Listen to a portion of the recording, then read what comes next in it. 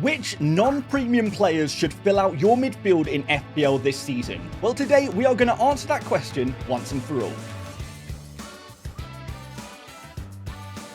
Welcome to FPL Mate, my name is Dan and welcome to the ultimate FPL midfield showdown where we're going to be comparing some of those, I guess, medium price midfielders to decide who should be in your team. Should you go for Rice, Enzo, Kudus, Ndiaye? So many options out there right now, guys, and we're going to try and rank them all based on the following categories: fixtures, goal threat, creativity, defensive contributions, bonus points, set pieces, predicted points, and reliability. Now, of course, different people are going to have different priorities of which of these categories they value the most, but I have placed a points value on each of them. You can check this out on the screen if you would like to, and we're going to try and rank all of these players using all of the data, all of the information we have to try and find some sensible answers to who is the best pick. So guys, the players we will be looking at today include, Kudus, Enzo, Ndiaye, Rogers, Cherki, Rice, Sarr, and Mitoma. And all of these players are 6.5 million in FPL, other than Rogers,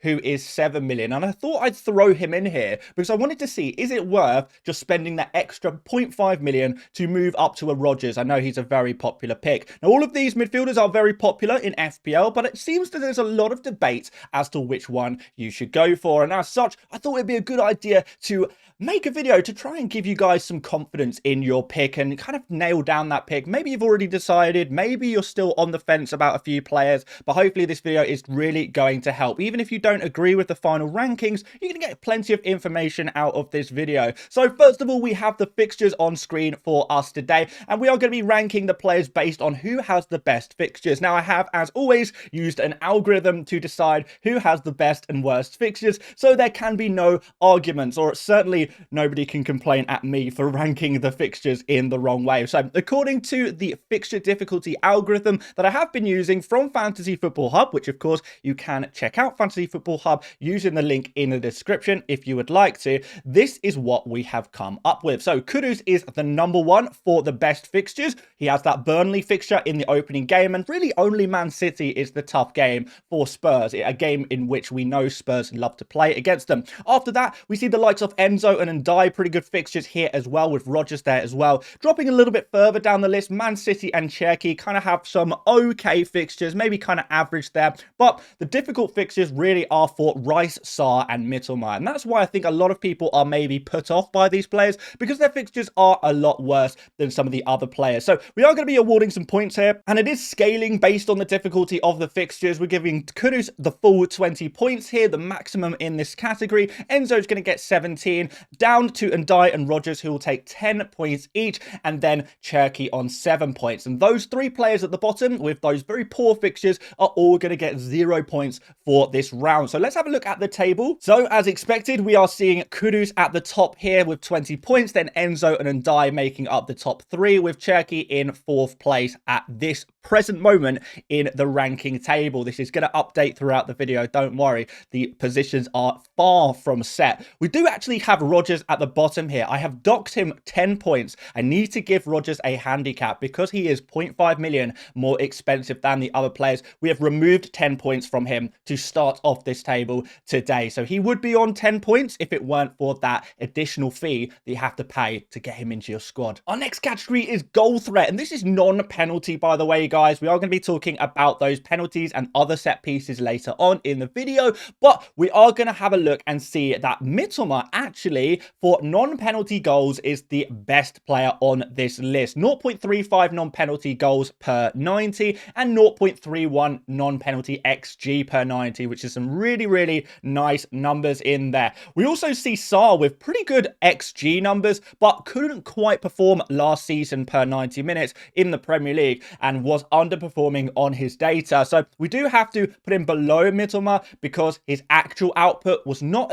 quite as good as Mitoma, who seems to be a much more clinical player, even though Sarr does lead this table for non-penalty XG. Also, Sarr, top of the list for big chances per 90. 0.76 big chances per 90 is a really nice number there. So we like the look of that a lot. So going down further the list, we do see Kudus is actually leading in some of these numbers in terms of those shots, 2.6 is by far the highest on this list, 2.6 shots per 90 and 1.83 shots in the box as well. He's also top there. So whilst Kudus takes a lot of shots, and particularly in the box as well, we do definitely have to appreciate and understand that Kudus, his shots that he takes are usually from lower quality positions, and last season in particular had a pretty rough year and was not able to be super clinical, which is why he's going to be a little further down this table. Now, Cherki is the other player to note here. Now, obviously, his numbers are actually pretty decent here, maybe not quite the same as Mitoma and Sarr.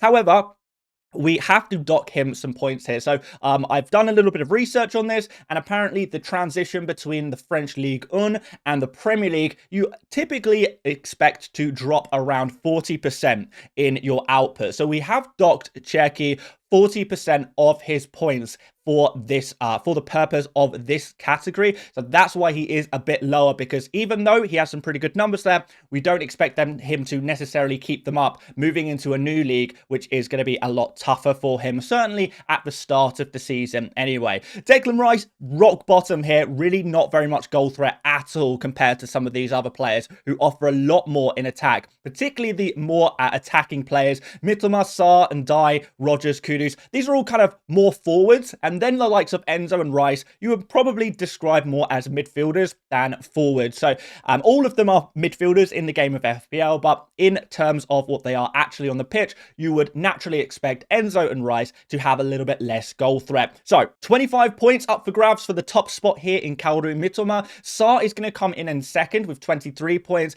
Then we've got a bit of a jump down in that output there, and Ndiaye, Rogers and Kudus, 11 to 10 points there. And at the bottom, obviously, we've got Enzo, Cherki, and Rice. The way we've distributed the points on this one is we've simply added together the non-penalty goals and the non-penalty expected goals to create a number and scale the points based on that.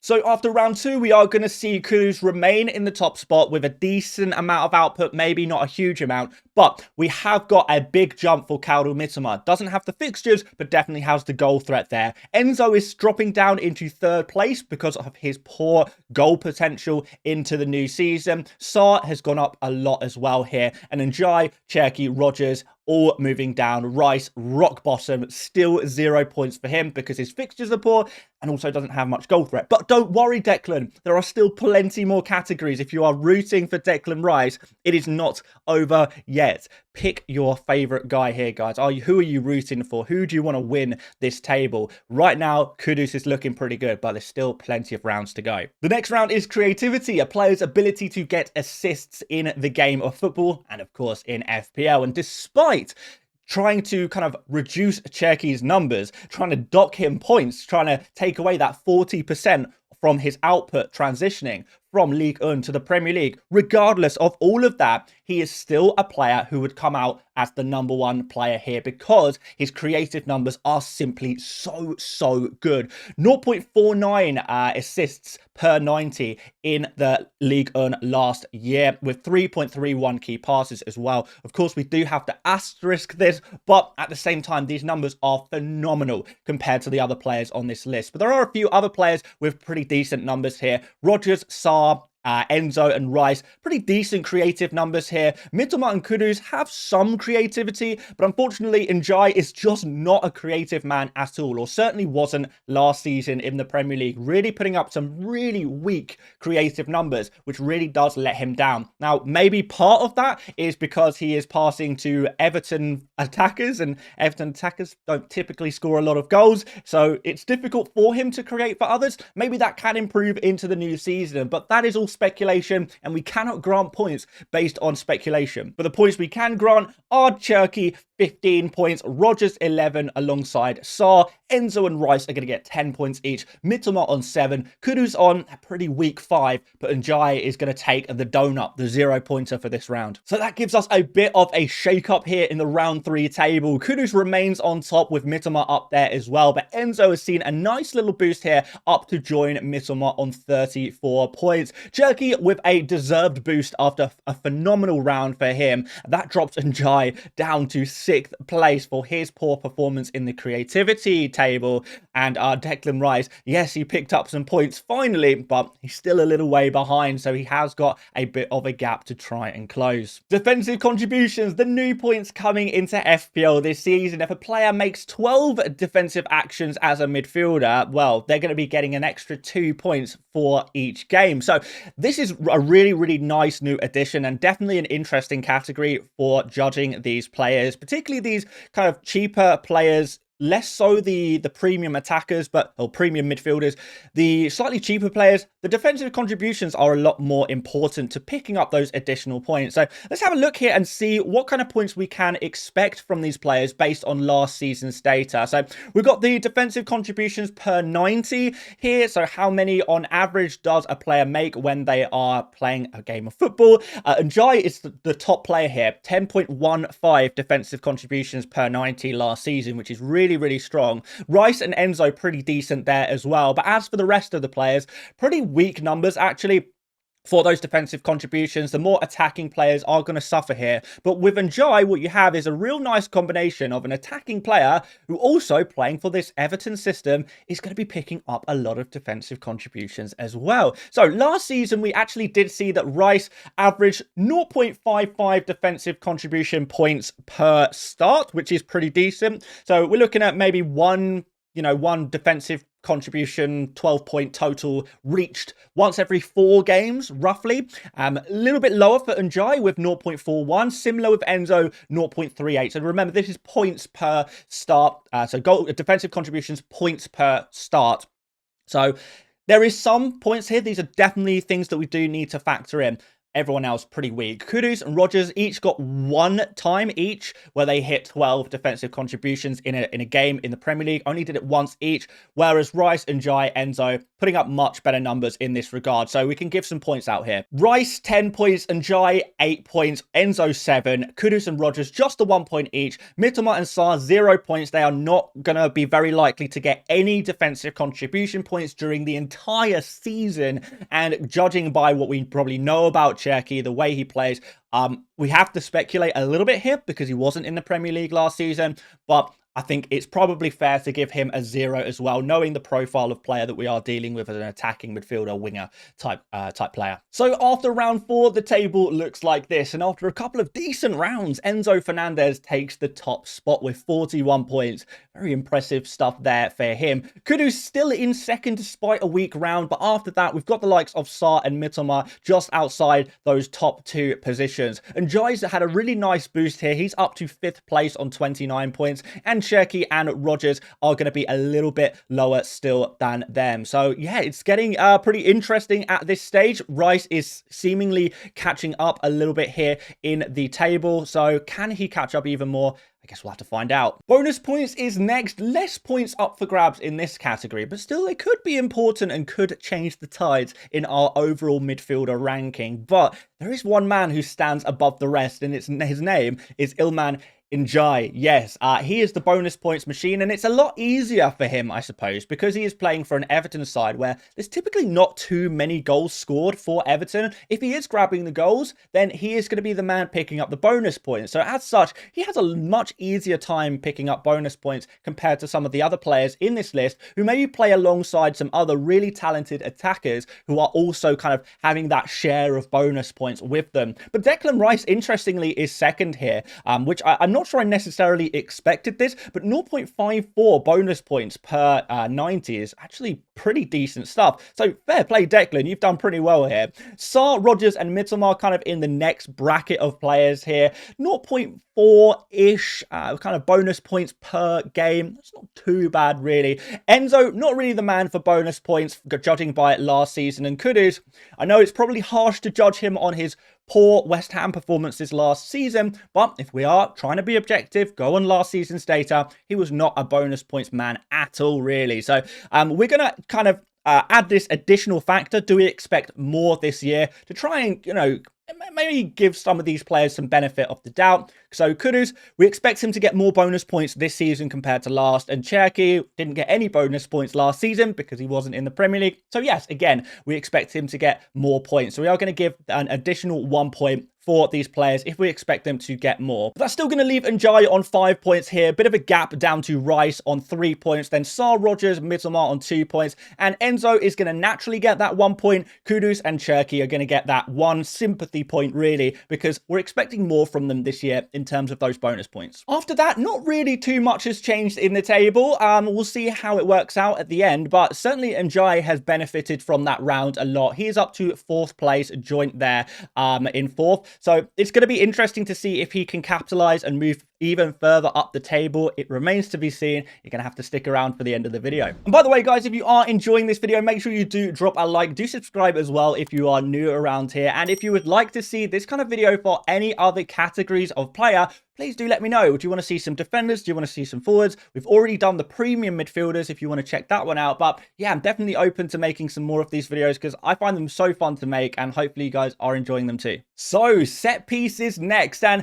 you know, when we're looking at premium midfielders, a lot of them are set piece takers. However, for these cheaper players, not so much really. But regardless, guys, there are some players here who genuinely do have some set piece share. Now, first of all, we'll look at Ndiaye. He is the penalty taker for Everton, and we do need to reward him because of that. Enzo is the only other player who really has any chance of having penalties. We kind of know him as the backup penalty taker for Chelsea after Cole Palmer, but you never know. Maybe Joao Pedro is going to be able to be the second penalty taker for Chelsea in the new season. But I do think we do need to acknowledge that Enzo could potentially take some penalties in very specific circumstances. So we will give him 1 point for that. But for penalties, Ndiaye is going to take the full 6 points for being the team's main penalty taker, but no one else is going to be a penalty taker. The other categories, we're going to give 2 points if they are taking the free kicks, 2 points if they're taking the corners, and if they're only taking some of them, maybe half of them, we'll give them 1 point for each of these categories. So Enzo takes some free kicks. You know, it's kind of Enzo and Palmer, the free kick takers.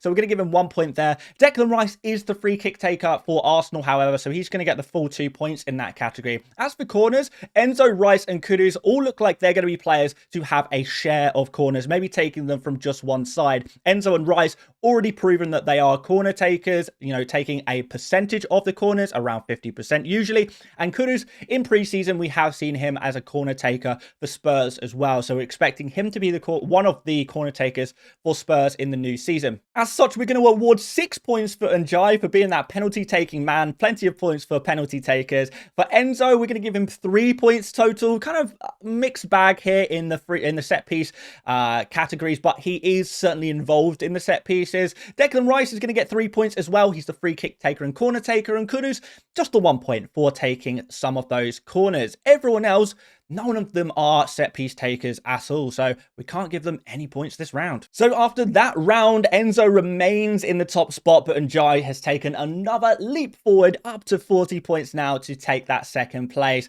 Kudus down in third now with 39 points. We see Mittelmar and Sarr kicking around that mid-table still. Cherki is still in 6th, but finally Rice has overtaken Rogers. Did anyone expect Morgan Rogers to be at the bottom of this list, even with his 10-point deduction? Surely we hoped for a little bit better, but as I say, there's still more rounds to play. So for this round, we're going to be having a look at the Fantasy Football Hub predicted points to try and have a look at some predicted points for each of these players. And guys, if you want to check out a full list of all predicted points for all players, for players in your team and players outside your team that maybe you haven't considered yet, make sure you do check out Fantasy Football Hub using the link in the description. Get your team rating, see what their predicted points are, and get your suggested transfers on how you can maybe improve on that. But looking through this list, guys, it seems that Declan Rice is actually the #1 player out of these midfielders for predicted points going into the opening 6 games of the season. And this is judged on a whole bunch of stuff: the difficulty of the fixture, the attributes of the player, the underlying numbers and stats behind the player, including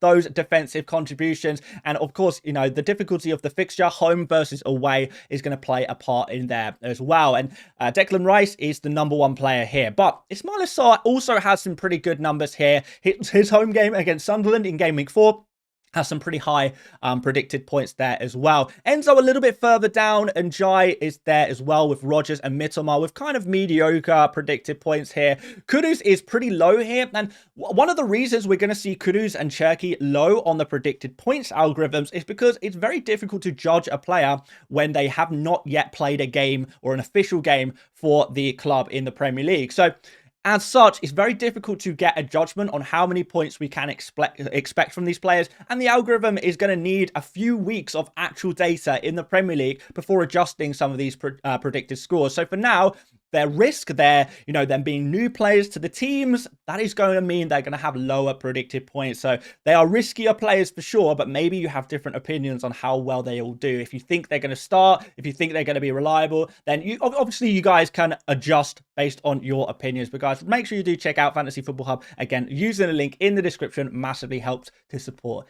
the channel. After that round, Enzo's still on top and Ndiaye's still in second. Kudus is still in third. So no real change here, to be honest, other than Declan Rice, who was the number one for predicted points for that last category. And Cherki was obviously bottom for those predicted points. So that is going to mean that Rice is going to leapfrog Cherki into sixth place. But only a few points for grabs in that last category.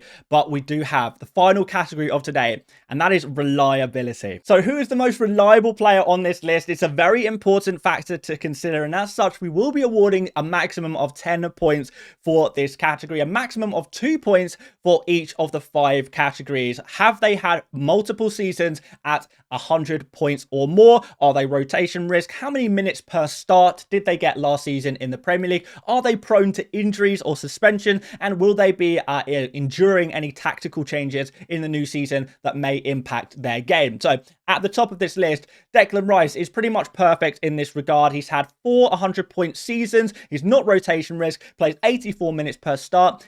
Isn't really a player who typically gets injured or suspended, and there'll be no tactical changes for him moving into the new season. So as such, he's going to sit on top here. Enzo's not too far behind alongside Rogers. The only problem with these players is that they've only really had one good season in the Premier League, and that was last year, of course. After that, we do see Ismail Assar with 2 100-point seasons, which is good.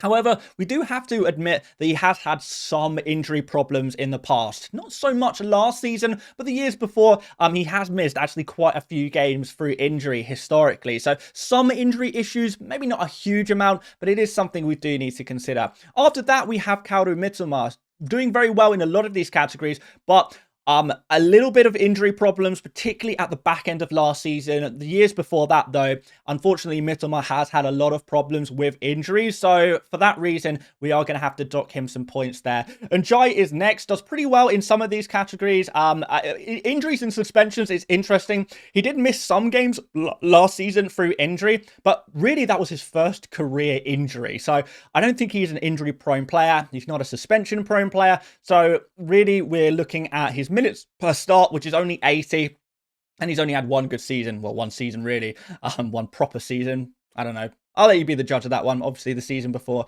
at Sheffield United, but only one, strong season in the Premier League. So therefore, he is going to be down here. And Kudus and Cherki, lots of concerns of coming into a new team. Are they going to be reliable? Where are they going to fit in? How well will they play in their new systems? They are unfortunately just less reliable players. Kudus more so than Cherki, because Kudus has played in the Premier League before, at least. But Cherki, unfortunately, is a real risk when it comes to reliability.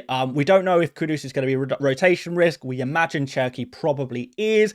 Kudus has had some injury problems in the past, and both of these players will be susceptible to tactical changes as well. Which brings us to our final standings, guys. Yes, indeed. Enzo Fernandez, top of this list. Can you believe it? I can't, to be honest. I didn't think we'd see Enzo right at the top here, but it's really interesting to see him at such a nice high position here. I think certainly he is a player to watch. I think the one concern here with Enzo is maybe, maybe you already have Palmer in your team or Joao Pedro, and actually you're thinking, I don't really need another Chelsea attacker. And maybe that does put you off Enzo a little bit. So we can look down this list. We can look at some of these other players. But at the same time, if you don't want to have Palmer or Joao Pedro in your FPL team, you do have to wonder, looking through all these categories, Enzo ticks a lot of the boxes that we're looking for an FPL asset. He's actually a very strong player. So maybe he can cover, to a degree, some of our Chelsea attacking needs. So